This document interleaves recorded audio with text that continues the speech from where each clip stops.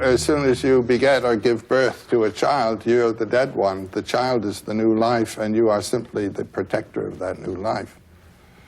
Your time has come, and you know well, it. that's why there is this deep psychological association of begetting and dying. Isn't there some relationship between what you're saying and this fact that a father will give his life for his son, a mother will give her life for her child? There's a wonderful paper. I don't know whether you knew that I would love to have talked to this point. There's a wonderful paper by Schopenhauer, who's one of my 3 favorite philosophers, called The Foundation of Morality. There he asks exactly the question that you've asked. How is it that a human being can so participate in the peril or pain of another that without thought, spontaneously, he sacrifices his own life to the other? How can this happen? That what we normally think of as the first law of nature, namely self-preservation, is suddenly dissolved and there's a breakthrough. In Hawaii, some 4 or 5 years ago, there was an extraordinary adventure that represents this problem. There's a place there called the Pali, where the winds from the north, the trade winds from the north, come breaking through a great ridge of rocks and of mountain, and they come through with a great blast of wind. And people like to go up there to get their hair blown around and so forth, or to commit suicide, you know, like jumping off the Golden Gate Bridge. Well, the police car was on its way up the early little road that used to go up there, and they saw just beyond the railing that keeps cars from rolling over, a young man actually clearly about to jump and prepare himself to jump. Police car stopped.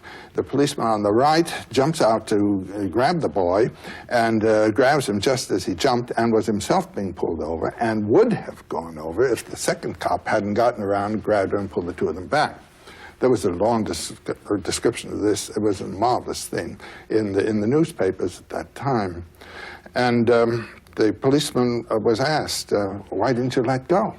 I mean, you would have lost your life. And you see what happened to that man. This is what's known as one-pointed meditation. Everything else in his life dropped off. His duty to his family, his duty to his job, his duty to his own career, all of his wishes and hopes for life just disappeared, and he was about to go. And his answer was, I couldn't let go. If I had, and I'm quoting almost word for word, if I'd let that young man go, I could not have lived another day of my life. How come? Schopenhauer's answer is, this is the breakthrough of a metaphysical realization that you and the other are one, and that the separateness is only an effect of the temporal forms of sensibility of time and space. And our true reality is in that unity with all life.